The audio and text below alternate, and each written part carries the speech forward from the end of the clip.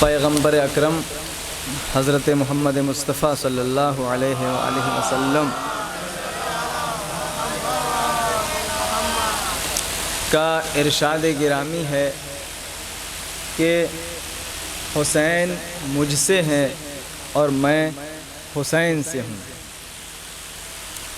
احب اللہ من احب حسینا، اللہ اس سے محبت کرتا ہے جو حسین سے محبت کرتے ہیں۔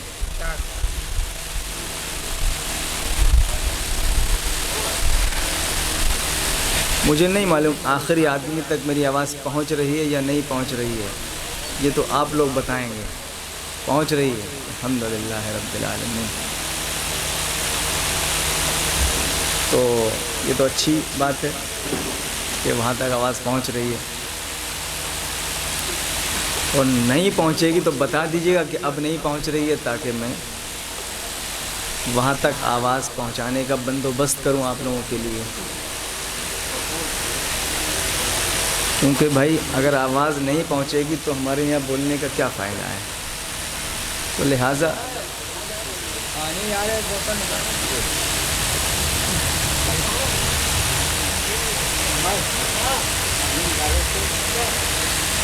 کوئی بات نہیں ہونے دیجیے۔ درود بھیجتے پر محمد و آل محمد۔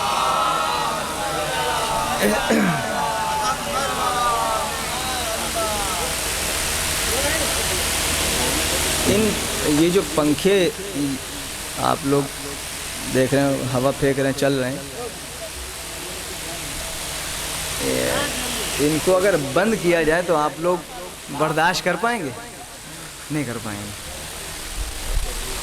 بہت گرمی ہے نا، گرمی زیادہ ہے۔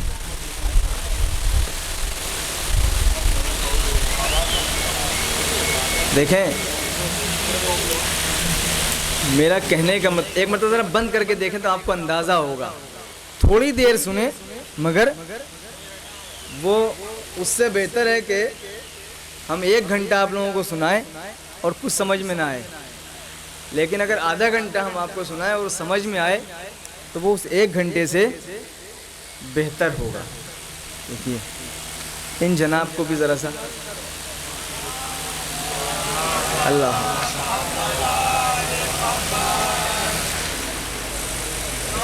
دیکھیں ابھی ہے، دیکھیں یہ ظلم ہو جائے گا نا، یہاں پہ بند کر آپ لوگ اپنا چلائیں، یہ تو نہیں ہوگا، یہ ان پہ ظلم ہو جائے گا آگے والوں پہ۔ انہوں نے اپنی قربانی دے دی اور آپ نہیں قربانی دے رہے ہیں۔ تو ہاں ایک اور ہے، ابھی ایک اور ہے۔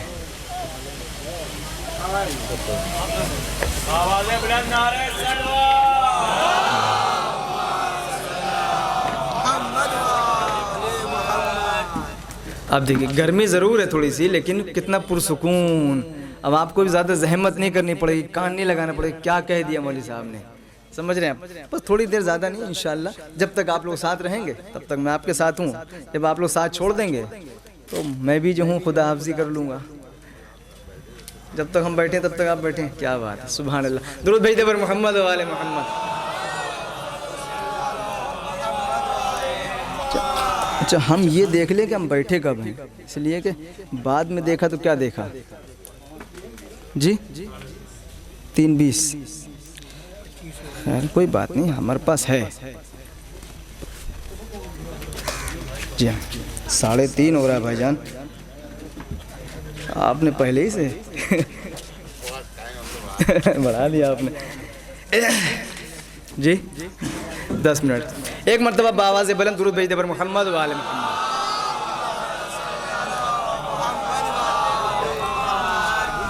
پیغمبر اکرم کا ارشاد گرامی ہے کہ حسین منی و انا من الحسین، حسین مجھ سے ہیں اور میں حسین سے ہوں۔ احب اللہ من احب حسینا، اللہ اس سے محبت کرتا ہے کہ جو حسین سے محبت کرتے ہیں۔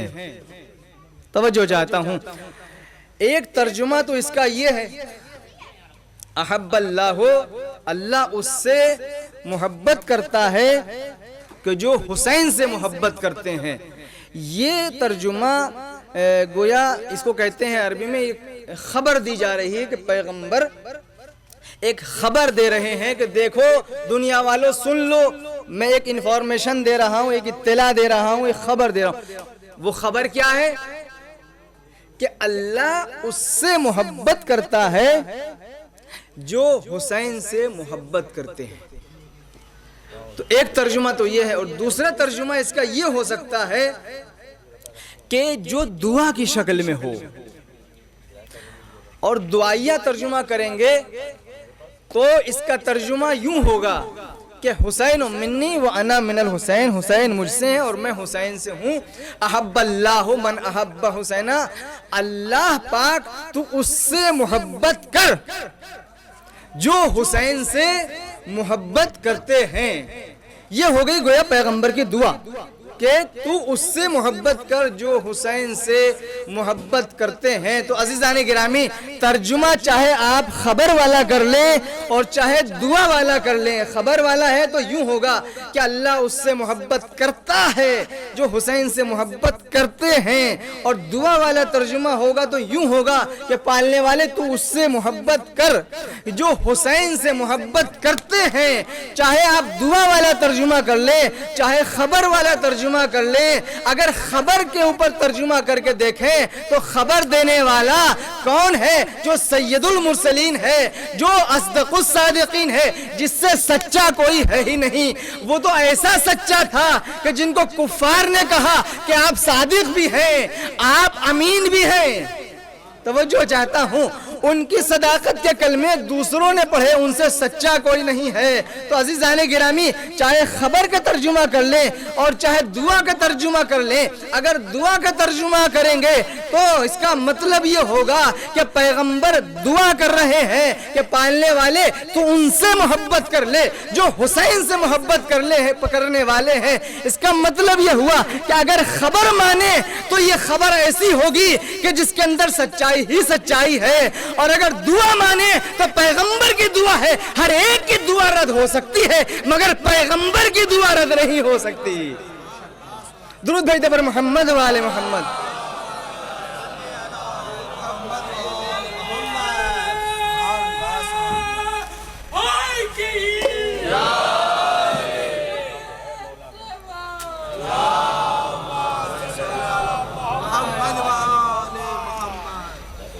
عزیزان گرامی، مجھے 2-3 باتیں اس مجلس میں آپ کی خدمت میں عرض کرنا ہے.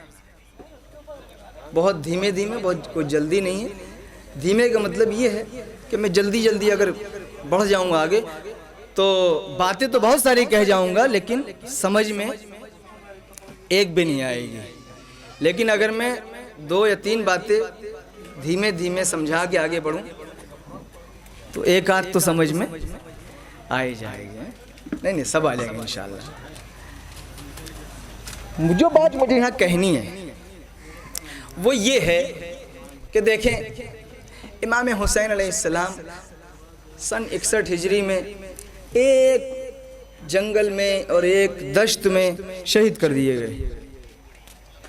اس وقت نہ کوئی میڈیا تھی جو اس خبر کو عام کرتا، نہ کوئی انٹرنیٹ تھا، نہ کوئی ٹیلی ویژن تھا، نہ کوئی ریڈیو سسٹم تھا، کچھ نہیں تھا. آج تو یہ ہے کہ یہاں اس سرزمین پہ ذرا سا واقعہ ہوا، کل آپ اس کو فیس بک پہ دیکھ لیجئے، پوری دنیا نے دیکھ لیا اس کو، اگلے ہی لمحے، اگلے ہی پل یہ زمانہ. لیکن اس وقت ایسا کوئی بھی سسٹم نہیں تھا، لیکن اس کے باوجود بھی یہ واقعہ ان تاریخ کے اوراق سے گھومتا پھرتا نسلن بعد نسلن ہم تک پہنچا، اور آج دنیا کے کونے کونے میں یہ بات پائی جاتی ہے کہ کہیں کے اوپر اگر ایک گھر بھی ہے تو وہ حسین کا عزا خانہ سجائے بیٹھا ہے. بس میں یہ بات کہنا چاہتا ہوں کہ جہاں کے اوپر بات کو پہنچانے کا کوئی ذریعہ نہیں تھا، وہ ہوا کیسے کہ جہاں پر کوئی ذریعہ نہ تھا یہ اتنے ذریعے کیسے بن گئے. اتنے ذریعے کیسے بن گئے؟ عزیزان گرامی اس بات کا جواب دوں گا آپ کی خدمت میں۔ دیکھیں آج لوگ ہم پر یہ اعتراض کرتے ہیں، بلکہ یہ کہہ دیتے ہیں کہ صاحب آپ جو ہیں اتنے سو سال ہو گئے اور ابھی تک عزاداری، اور ابھی تک حسین حسین، اور ابھی تک آپ کربلا کربلا، اور ابھی تک آپ ماتم اور ماتم۔ اس واقعے کو آپ یاد رکھے ہوئے ہیں، اس واقعے کو آپ دل سے لگائے ہوئے ہیں۔ ایک زمانہ ہو گیا، اس کو ختم کر دیجئے، جانے دیجئے۔ آپ ہیں جو اس کی حفاظت کیے ہوئے ہیں، آپ ہیں اتنے زمانے سے اس کو کلیجے سے لگائے ہوئے ہیں، آپ ہیں جو اس کا تحفظ کیے ہوئے ہیں، آپ ہیں جو اس کی حفاظت میں جی جان لڑائے ہوئے ہیں۔ ہم کہتے ہیں کہ نہیں، یہ آپ کی غلطی ہے، یہ آپ کی غلط فہمی ہے۔ ہم کون ہوتے ہیں کربلا کے واقعے کو بچانے والے؟ ہم کون ہوتے ہیں عزاداری کی حفاظت کرنے والے؟ ہم کون ہوتے ہیں نام حسین کو بچانے والے؟ ارے یہ نام حسین ہے جو ہماری حفاظت کر رہا ہے، یہ کربلا کا تذکرہ ہے جو آج ہمیں بچائے ہوئے ہے۔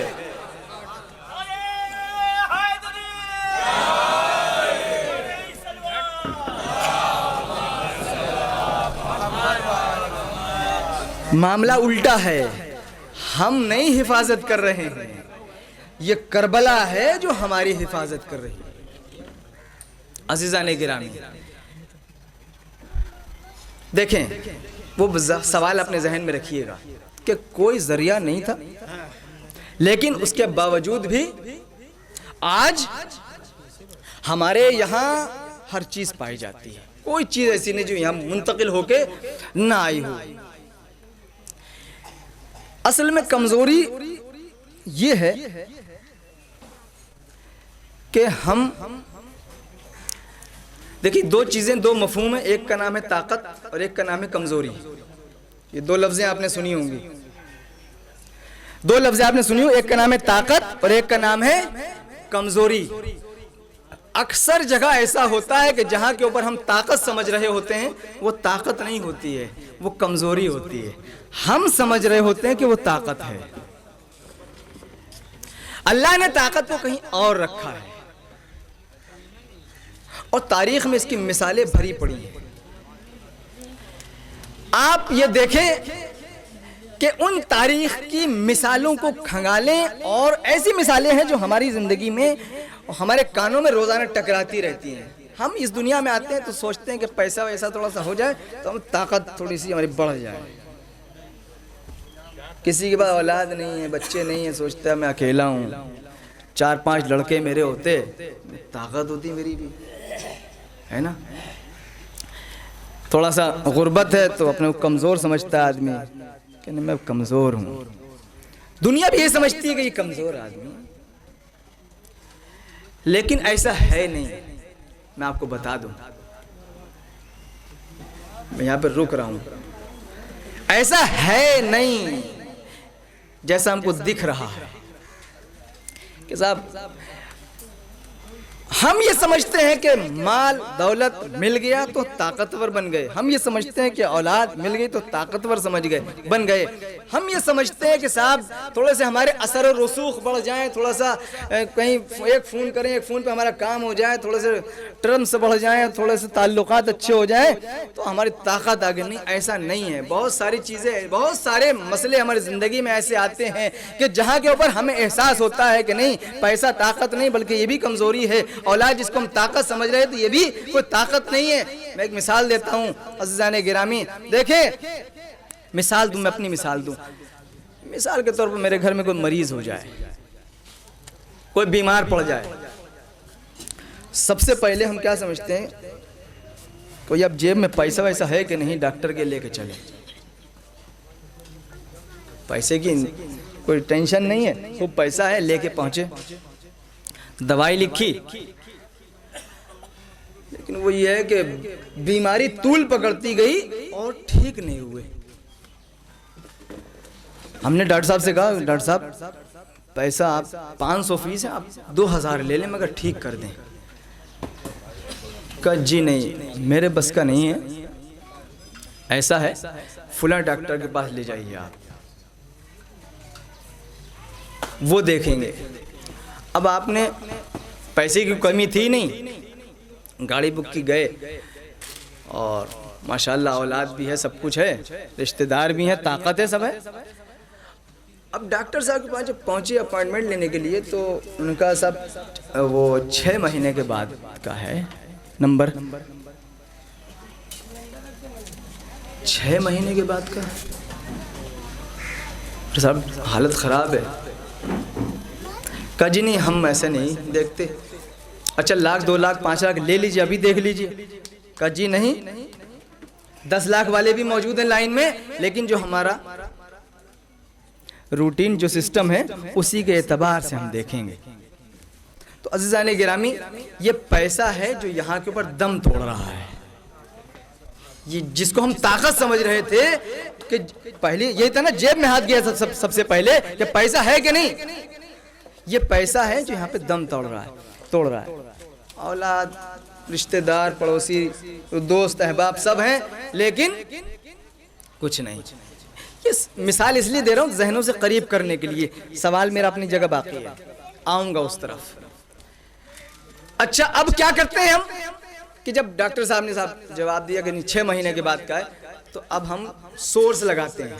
یہی نا ہمارے کہ صاحب کسی نیتا ویتا سے، کسی بڑے آدمی سے اثر و رسوخ تعلقات، خیر ہم نے کسی بڑے آدمی سے سورس لگوایا اور ڈاکٹر صاحب نے مثال کے طور پر 3 دن کے بعد کا نمبر دے دیا کہ آئیے آپ 3 دن میں. اب جو 3 دن میں پہنچے تو بھائی طاقت نے اثر دکھایا نا، سورس یہ بھی ایک. اب جو 3 دن کے بعد پہنچے تو انہوں نے مریض کو دیکھا اور مریض کو دیکھنے کے بعد کہا کہ ساری رپورٹیں اور سچویشن سب کچھ دیکھنے کے بعد کہا کہ صاحب وہ ایسا ہے کہ وہ ہم اس میں کچھ کر نہیں پائیں گے، آپ بہت دیر کر دیا آپ نے آنے میں. اب ہمارے تو پیروں کے نیچے سے زمین نکل گئی. جس پہ سارا بھروسہ تھا، جس کے انتظامات میں اتنے دن سے لگے ہوئے تھے، فون ٹیلی فون پیسہ یہ وہ اللہ بلا، آپ کے اور ڈاکٹر صاحب آپ کے اوپر سب کچھ بھروسہ تھا یہ تھا اور آپ ہی کہہ رہے ہیں. کہا جی نہیں میں کچھ نہیں کر سکتا. کہ کہیں اور لے جائیں؟ کہا کہیں بھی لے جائیے آپ، جواب آپ کو یہی ملے گا. اب ہم جو ہیں وہ رو رہے ہیں، گڑ گڑا رہے ہیں، ہاتھ جوڑ رہے ہیں، پیر پکڑے، ڈاکٹر صاحب کچھ کریے، ڈاکٹر صاحب کچھ کیجئے، ڈاکٹر صاحب کچھ کیجئے. اب ڈاکٹر صاحب کے یہاں ایک ہی لفظ نکلتا ہے منہ سے کہ دیکھیے اب بندے کے اختیار میں کچھ نہیں ہے، اب اگر اللہ چاہے. سنا ہوگا آپ نے، یہ سنے ہوں گے آپ نے جملے اپنے زندگی میں. اب اگر اوپر والا چاہے تو ہی کچھ ہو سکتا ہے. سمجھے؟ اب آئیے آپ گھر واپس آتے ہیں ہم، اور آنے کے بعد اب کیا ہوتا ہے؟ اب تو مصلی ہے، اب دعائیں ہیں، اب جو ہے اب وہ بکرے بھی کٹیں گے، اب وہ مرغے بھی کٹیں گے، اب غریبوں کی مدد بھی ہوگی، اب یہ بھی ہوگا. اب کیا ہے؟ صرف اللہ اللہ ہے، اللہ اللہ ہے. اے اللہ اب تو ہی ہے. عزیزان گرامی اللہ اس بات کی طرف انسان کو متوجہ کرنا چاہتا ہے کہ جس طاقت کا تم کو احساس سب سے آخر میں جا کے ہوا، ہم اسلام کو اسی لیے اس دنیا میں ہم نے بھیجا ہے کہ تمہارے ذہن و دماغ کے اوپر اس طاقت کا احساس سب سے پہلے کروائے. توجہ چاہتا ہوں، جس طاقت کا احساس تمہیں سب سے بعد میں ہوا، اس طاقت کا احساس تمہیں سب سے پہلے ہونا چاہیے. یعنی کہنے کا مطلب یہ ہے کہ سارے سہاروں کے ٹوٹ جانے کے بعد خدا کو یاد کرنا کمال نہیں ہے، بلکہ ساری امیدوں کے ساتھ اور سارے سہاروں کے ساتھ سب سے پہلے سہارے کو خدا کی شکل میں دیکھنا یہ انسانیت اور ایمان کی علامت ہے. اب آپ یہ کہیں گے کہ مولانا صاحب مریض بیمار ہو گیا تو کیا صرف اللہ اللہ کہتے رہیں؟ تو کیا ہم صرف مصلی بچھا کے تسبیح پکڑ کے بیٹھ جائیں؟ ہم ڈاکٹر کے یہاں نہیں، ڈاکٹر کے یہاں جائیے، علاج کیجئے، دوا کھلائیے، پیسہ خرچ کیجئے، تعلقات استعمال کیجئے، لیکن بھروسہ نہ دوا پہ کریے، بھروسہ نہ تعلقات پہ کریے، بھروسہ نہ دولت پہ کریے، بھروسہ نہ رشتہ داروں پر کریے، بلکہ اس عقیدے کے ساتھ ان ذریعوں کو استعمال کریے. پالنے والے دوا کھلانا میرا کام ہے، دوا کے اندر شفا کی طاقت پیدا کرنا تیرا کام ہے. درود بھیجتے پر محمد و آل محمد.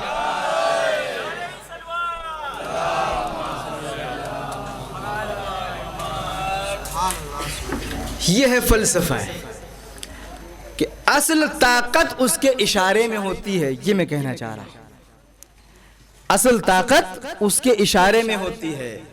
اصل طاقت وہ نہیں ہوتی جسے ہم طاقت سمجھ رہے ہیں. ورنہ آپ دیکھیں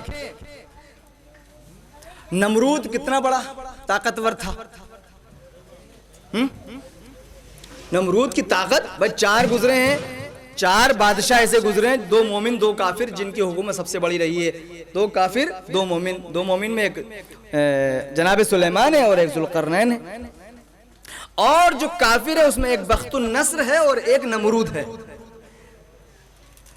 نمرود جناب ابراہیم کو جلانے کے لیے کتنی آگ اس نے روشن کی تھی. اگر دیکھا جائے تو ایک طرف طاقت ہی طاقت ہے, اور اگر ابراہیم کی طرف آپ نگاہ اٹھا کے دیکھیں تو کمزوری ہی کمزوری ہے. توجہ چاہتا ہوں.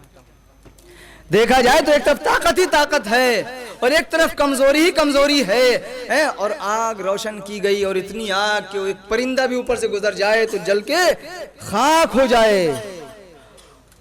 اور جب ابراہیم کو پھینکنے کا نمبر آیا تو ان احمقوں کو اتنا بھی خیال نہ آیا کہ ان کو اتنی آگ ہم جلا رہے ہیں, اس کے قریب جا نہیں سکتے, تو ابراہیم کو پھینکیں گے کیسے؟ سمجھ رہے ہیں؟ اور پھر وہ ایک منجنیق ہوتا ہے نا, وہ بچے گھماتے ہیں, آپ نے دیکھا آگ رکھ کر کے دور پھینکتے ہیں, اس ٹائپ کی ایک چیز بنائی گئی اور اس میں جناب ابراہیم کو رکھا گیا اور اس میں رکھ کے پھر گھما کے جناب ابراہیم کو پھینکا گیا. اب آپ دیکھیں ابراہیم جا رہے ہیں, تنے تنہا ہیں, اکیلے ہیں. اگر ظاہری نگاہوں سے دیکھا جائے تو ایک طرف طاقت ہی طاقت ہے اور دوسری طرف کمزوری ہی کمزوری ہے. لیکن ہم نے دیکھا کہ جب ابراہیم پہنچے آگ کے درمیان تو آگ گل گلزار ہو گئی, آگ پھولوں میں تبدیل ہو گئی. یعنی کہنے کا مطلب کیا, ابراہیم تم تو کمزور تھے, تم تو ناطاقتی کا شکار تھے, تمہارے پاس طاقت تھی ہی نہیں. تو شاید ابراہیم جواب دے کہ دیکھو فارمولہ وہی ہے کہ طاقت وہ نہیں ہوتی جس طرف دنیا طاقت سمجھ رہی ہو, طاقت وہ ہوتی ہے جدھر اشارہ الہی پیدا ہو جائے. طاقت وہ ہے جدھر اشارہ الہی پیدا ہو جائے. تو چونکہ اشارہ الہی ابراہیم کے ساتھ تھا لہذا ناطاقتی کو طاقت میں بدل دیا گیا, اور چونکہ اشارہ الہی نمرود کے ساتھ نہیں تھا لہذا طاقت کو بھی کمزوری میں بدل دیا گیا. تو کمزوری اور طاقت کا معیار یاد رکھیے گا کیا ہے کہ جس طرف اشارہ الہی ہے, جس طرف اللہ کا ساتھ ہے اس طرف ہے طاقت, ورنہ نہیں ہے. ورنہ اگر آپ دیکھیں, اچھا نمرود کو دیکھیے کیسے مارا اللہ نے, پتا آپ کو؟ یہ بھی عجیب غریب بات ہے. نمرود اتنا بڑا بادشاہ اور ایک مچھر کے ذریعے سے مارا. ایک مچھر, مچھر کی کیا اوقات ہے؟ وہ مچھر اس کی ناک کے ذریعے سے گھسا, دماغ میں پہنچ گیا, شدید درد ہوتا تھا سر میں اس کے. بڑی یہ ساری عبرت کی مثالیں ہیں. طبیبوں کی کمی نہیں, حکیموں کی کمی نہیں اس کے پاس, ڈاکٹروں کی کمی نہیں, دواؤں کی کمی نہیں. لیکن عزیزان گرامی, میں نے ابھی آپ کی خدمت میں عرض کیا کہ دوا بھی منتظر رہتی ہے اپنی تاثیر میں حکم خدا کی. دوا کچھ نہیں ہے جب تک اشارہ الہی نہ ہو. جب تک اس کا اشارہ نہ ہو دوا کام نہیں کر سکتی. لہذا ایک ہی نسخہ بچا تھا جو نمرود کو بتایا تھا اس کے ڈاکٹروں نے کہ بھیا ایسا ہے, چمڑے کا جوتا لو, اور جب سر میں شدید درد ہو, برداشت سے باہر ہو, تو وہ چمڑے کا جوتا اس کے سر پہ مارا جاتا تھا. تو جب تک جوتا پڑتا رہتا تھا تب تک تھوڑا بہت سکون اس کو ملتا تھا. یعنی اللہ سمجھانا چاہتا ہمارے سامنے اگر اکڑ کے آؤ گے نا تو اسی دنیا میں جوتے کھلائیں گے تم کو. اس لیے کہ بڑائی اس میں نہیں ہے کہ تو ہمارے سامنے اکڑ کے آ جاؤ, ہم اس کو بلند کرتے ہیں جو ہمارے سامنے جھک کے آتا ہے. جو ہمارے سامنے اکڑ کے آئے گا ہم اس کی ناک رگڑ دیں گے, جو ہمارے سامنے جھک کے آئے گا ہم اس کو سر بلند بنا دیں گے. تو لہذا جوتے پڑتے تھے سر پہ.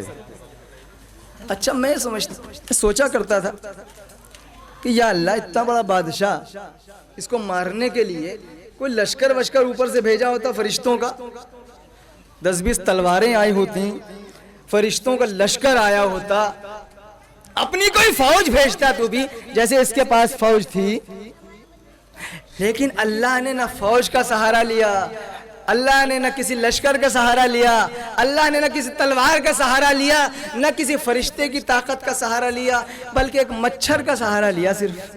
پالنے والے اتنی کمزور مخلوق، اتنی کمزور چیز کے ذریعے سے اتنے طاقتور بادشاہ کو مار رہا ہے، کیا وجہ ہے اس کے پیچھے؟ کیا ریزن ہے اس کے پیچھے؟ تو شاید آواز قدرت آئے کہ تم کو یہی سمجھانا چاہتا ہوں کہ جس کو تم ناطاقت اور کمزور سمجھتے ہو، جس مچھر کو، توجہ چاہتا ہوں، جس چیز میں تم کمزوری سمجھتے ہو، ہم اسی چیز میں طاقت پیدا کر کے سمجھانا چاہتے ہیں کہ طاقت ادھر نہیں ہوتی جدھر دنیا سمجھ رہی ہو، طاقت ادھر ہوتی جہاں ہمارا اشارہ پیدا ہو جائے۔ درود بھیجتے پر محمد والے محمد۔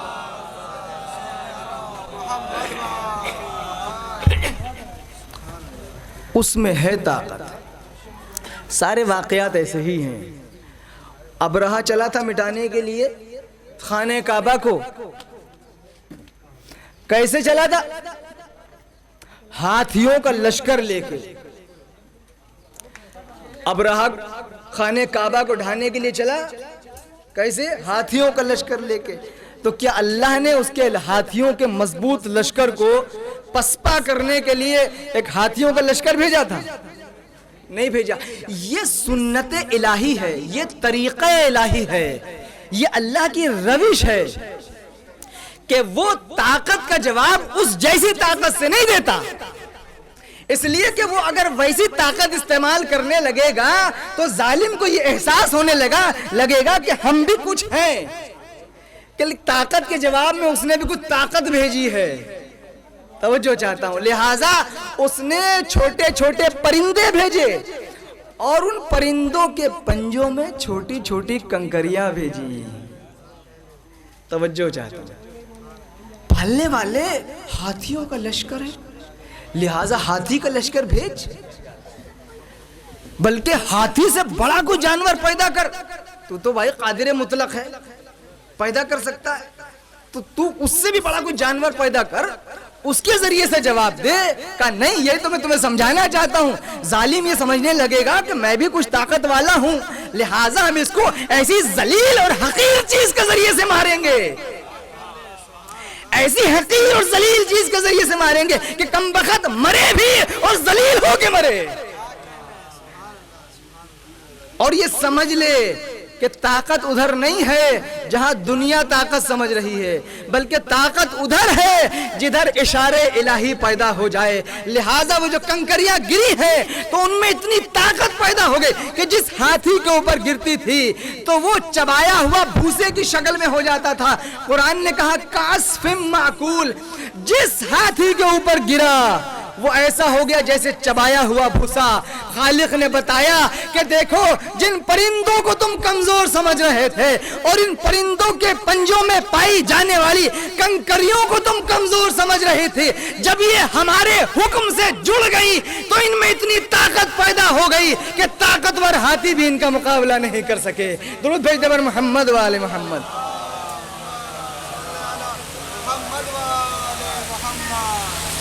عزیزان گرامی،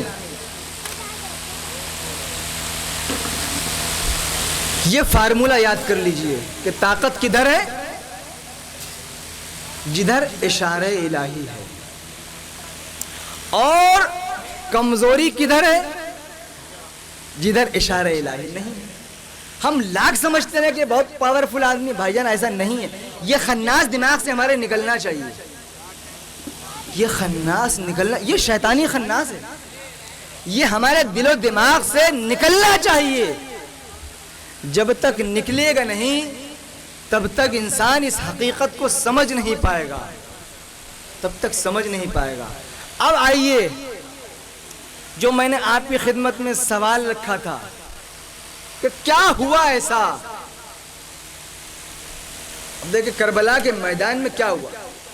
ایک طرف حسین ہے اور ایک طرف یزید ہے، جو چاہتا ہوں، ایک طرف حسین ہے اور ایک طرف یزید ہے، ایک طرف صرف 72 کی قلیل تعداد ہے اور ایک طرف یزیدیت کا ہزاروں کا لشکر ہے. ایک طرف پیاس ہے, ایک طرف پانی ہی پانی ہے, ایک طرف تنہائی ہی تنہائی ہے, اور ایک طرف لشکر کی بھرمار ہی بھرمار ہے.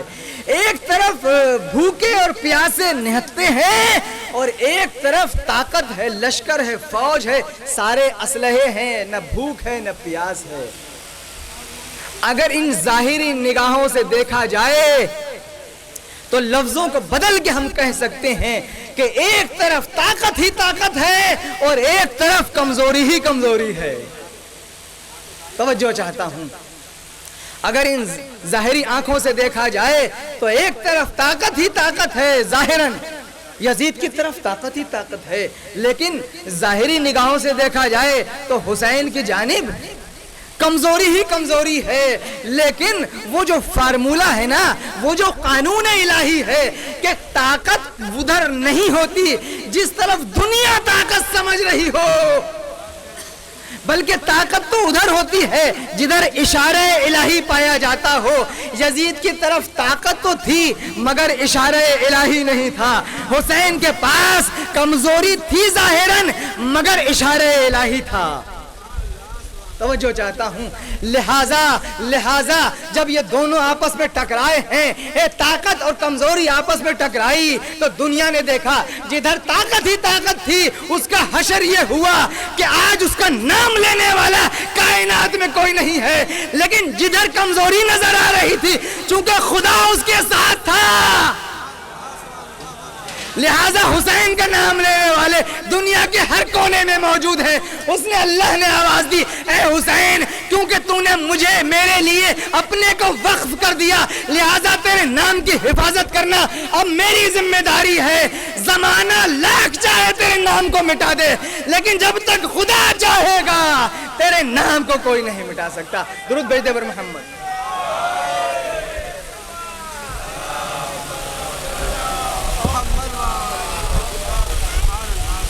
عزیزان گرامی, یہ فارمولہ ہے, اور حسین نے اس کو ثابت بھی کر دیا کہ بھائی حسین نے سب کچھ لٹا دیا نا, سب کچھ دے دیا, اللہ کے لیے سب کچھ دے دیا. اور یہ بڑا مرحلہ تھا. تو اللہ نے بھی کہا کہ اے حسین, جب تم ہمارے لیے سب کچھ دے سکتے ہو تو ہم بھی تمہارے لیے سب کچھ دے سکتے ہیں. ایک عالم دین ہے علامہ بحر العلوم, ابھی واقعہ ذہن میں آ گیا, عرض کر دوں پھر بس ربط مسائل. ایک مرتبہ جا رہے ہیں زیارت کے لیے, شاید سامرہ جا رہے تھے یا کہاں جا رہے تھے, تو ان کے ذہن میں ایک سوال پیدا ہوا. بہت بڑے عالم ہیں, آپ نے سنا ہے نا, جو حسین کی زیارت کو جائے اس کو اتنے حج کا ثواب, اس کو اتنے عمرے کا ثواب, جو ایک آنسو بہا دے اس کو جنت, اس کو اتنے روزوں کا ثواب. بہت ساری حدیثیں ہیں جو امام حسین کے غم منانے سے مخصوص ہیں. جب ظاہر نکلتا ہے تو ہر قدم پر فرشتے پر بچھاتے ہیں, اور ہر قدم پر اس کے نام اعمال میں نیکی لکھی جاتی ہے, اس کے گناہ کو مٹایا جاتا ہے.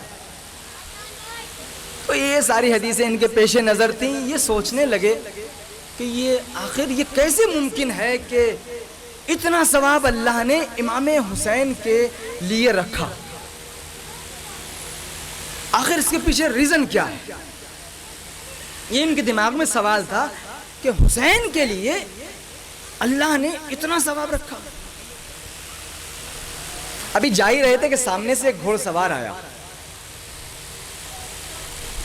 گھوڑے پر بیٹھ کر کے نقاب پوش, کہا کہ آغا بحر العلوم کیا سوچ رہے ہو؟ کہا کہ میں یہ سوچ رہا ہوں کہ امام حسین کے لیے اللہ نے اتنا ثواب کیوں رکھا ہے. اس آنے والے نے کہا کہ دیکھو میں تمہیں سمجھاتا ہوں کہ مثال دے کر کے، فرض کرو کہ ایک بادشاہ ہے جو اکیلے شکار پر نکلا اور راستہ بھول گیا جنگل میں جا کر کے، اور یہاں تک کہ وہ مرنے لگا، راستہ اس کو واپس آنے کا یاد نہیں ہے۔ اس نے دیکھا کہ بہت دور ایک جھوپڑی میں ایک چراغ جل رہا ہے، اس کو کچھ امید کی کرن نظر آئی، پیاس سے بالکل مرا جا رہا ہے، جان خطرے میں ہے، دوڑ کے وہاں پہنچا، دیکھا اس میں ایک بڑھیا بیٹھی ہے، اس سے کہا کہ بھائی ایسا ہے میں مر رہا ہوں، تھوڑا سا پانی پلا دو۔ اس نے پانی پلایا، اور پانی پلانے کے بعد اس ضعیفہ کے پاس ایک بکری تھی، اس بکری کے ذریعے سے وہ اپنی زندگی بسر کیا کرتی تھی۔ اس نے اس بادشاہ کی مہمان نوازی میں اس کو ذبح کیا، اس کو بھون کے اس کو کھلایا۔ بادشاہ وہاں سے جانے لگا تو اس نے کہا کہ دیکھو میں فلاں جگہ کا بادشاہ ہوں، کبھی تمہارا آنا ہو ادھر تو میں بھی تمہارے احسان کا بدلہ تمہیں دوں گا۔ یہاں تک کہ ایک مرتبہ وہ ضعیفہ اس کے دربار میں پہنچی اور اس نے کہا کہ بادشاہ سلامت، ایک مرتبہ آپ آئے تھے۔ بادشاہ کو پورا واقعہ یاد آ گیا، تو اب بادشاہ نے سوچا کہ اس کے احسان کا بدلہ میں اس کو دوں۔ اس نے اپنے تمام درباریوں کو جمع کیا، اور جمع کرنے کے بعد ان لوگوں سے پوچھا کہ بتا تمہاری نظر میں اس کو کیا دوں۔ اس نے ایسے ایسے عالم میں میری مدد کی تھی جب میری جان خطرے میں تھی، اور اس کے پاس پوری زندگی گزارنے کے لیے ایک ہی چیز تھی، اس کی بکری، اس نے اسے کاٹ کر کے مجھے بھون کے کھلا دیا تھا۔ تو درباریوں نے کہا کہ ایسا ہے، کسی نے کہا کہ اس نے ایک بکری دی تھی، آپ اس کو 100 بکریاں دے دیں۔ اس نے کہا اچھا۔ دوسرے نے کہا کہ نہیں ایسا ہے، اس نے آپ کو پانی پلایا تھا اور گوشت بھی کھلایا تھا، آپ ایک کام کریں، اس کے لیے 10-20 گلے بکریوں کے 1000-2000 دے دیں، رہنے والے کے لیے گھر دے دیں، کچھ دینار اشرفیاں درہم یہ سب دے دیں، زندگی آسانی سے کٹ جائے۔ بہرحال ایک بکری کے بدلے میں اتنا سب دے دیں گے آپ تو ہو ہی جائے گا۔ کسی نے کچھ سب کچھ بتایا۔ تو بادشاہ نے کہا کہ تم لوگ جتنے مشورے مجھے دے رہے ہو یہ ٹھیک ہے تمہاری عقل کے اعتبار سے، لیکن یہ انصاف نہیں ہوگا۔ کہا وہ کیوں؟ کہا اس لیے کیونکہ اس نے جو کچھ میرے اوپر قربان کیا ہے وہ اس کی زندگی کا کل سرمایہ تھا۔ اس نے جو بکری میرے لیے خرچ کی ہے اس بکری کے علاوہ اس کے پاس کچھ تھا ہی نہیں، تو لہٰذا اس نے اپنی زندگی کا کل سرمایہ میرے اوپر لگا دیا۔ اب اگر میں اس کے احسان کی صرف برابری بھی کرنا چاہوں تو ضروری ہے کہ جو کچھ میرے پاس ہے وہ میں سب کچھ اسے دے دوں، تب جا کر کے شاید برابری ہو سکے، تب جا کر کے۔ کہاں کہ دیکھو تم جو کہہ رہے ہو کہ حسین کے لیے اللہ نے اتنا ثواب کیوں رکھا، یہ جو ذہنوں میں تمہارے سوال آیا اس سوال کا جواب اتنا ہے صرف کہ حسین کے پاس جو کچھ تھا وہ حسین نے کربلا میں لوٹا دیا۔ حسین نے اپنا کل سرمایہ اللہ کے لیے دے دیا، چاہے وہ اپنی جان ہو، چاہے اولاد ہو، چاہے مال و دولت ہو، چاہے اسباب ہو، چاہے عزت ہو، سب کچھ، چاہے بہنوں کا پردہ ہو، سب کچھ حسین نے لٹا دیا۔ تو لہٰذا جب حسین نے کل سرمایہ لٹا دیا تو اب جو کچھ اللہ کے پاس ہے اگر وہ سب کچھ حسین کو دے دیا جائے، اللہ اکبر، اس لیے کہ حسین نے سب کچھ لٹا دیا۔ حسین نے نانا کے دین کو بچانے کے لیے یہ نہیں دیکھا کہ میرا کڑیل جوان علی اکبر ہے، اس کے گلے میں، اس کے سینے پہ برچی کا پھل لگے گا تو میں کیسے برداشت کروں گا، نہیں، سب کچھ دے دیا، آواز دیا میرے نانا کے دین اگر تجھے بچانے کے لیے مجھے اپنے ششماہے کا گلا بھی پیش کرنا پڑے تو حسین پیچھے نہیں ہٹے گا، اگر مجھے اس دین کو بچانے کے لیے اگر مجھے اپنے قاسم کے لاشے کو پامال ہوتے ہوئے دیکھنا پڑے تو میں پیچھے نہیں ہٹوں گا۔ اور جو حسین نے کہا وہ کر کے بھی دکھایا۔ عزیزان گرامی، سب کچھ دے دیا، علی اکبر کو پیش کر دیا، قاسم کو پیش کر دیا، اور محمد کو پیش کر دیا، ششماہے کو پیش کر دیا، یہاں تک کہ حسین اکیلے رہ گئے، بڑی قیامت کی رخصت تھی وہ، جب سب جا چکے تھے اور حسین اپنی بے بسی کا احساس کر رہے تھے، ایک مرتبہ در خیمہ پر آ کر کھڑے ہو گئے، سر کو جھکا لیا اور اپنی بہن کو آواز دی، اے میری بہن زینب، اب یہ تیرا بھیا بھی جانا چاہتا ہے۔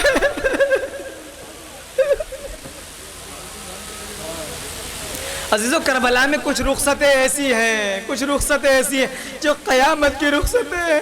ایک وہ رخصت ہے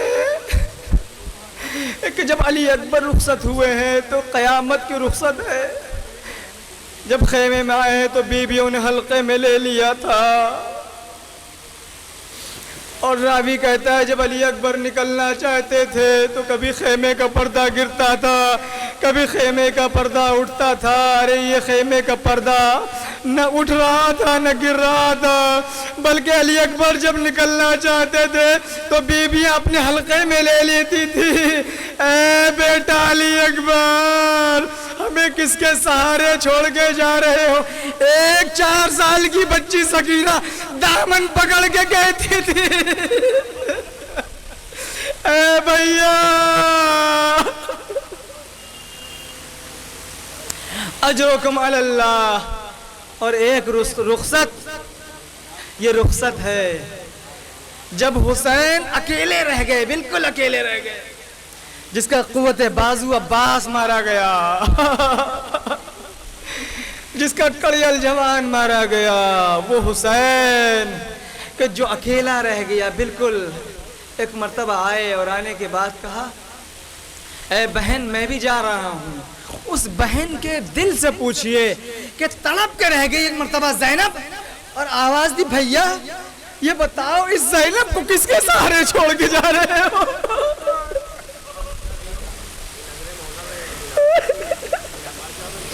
اس زینب کو کس کے سہارے چھوڑ کے جا رہے ہو؟ نے لکھا ہے زینب کی بے قراری بڑھتی جا رہی تھی تو امام حسین نے ایک مرتبہ اعجاز امامت سے اشارہ فرمایا، زینب کے دل کو قرار آیا، آواز دی، بھیا اچھا جا رہے ہو تو جاؤ، تمہارے بعد یہ زینب حسین بن کے اٹھے گی، تمہارے مشن کو سنبھالے گی۔ اللہ اللہ۔